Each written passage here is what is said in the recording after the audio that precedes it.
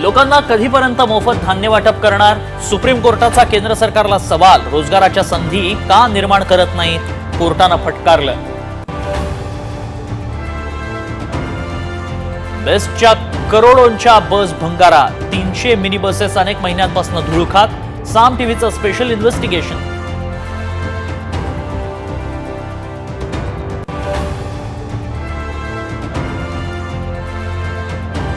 नाशिक जिल्ह्यात कांद्याच्या नावाखाली येणे जमिनींवर बोगस पीक विमा काढल्याचं उघड. एकट्या मालेगावात 500 हेक्टर बोगस पीक विमा. चौकशी सुरू.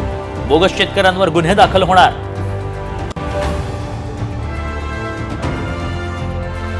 सिंचन आणि सहकारी बँक घोटाळ्याप्रकरणी अजित पवारांची ईडी चौकशी सुरूच राहणार.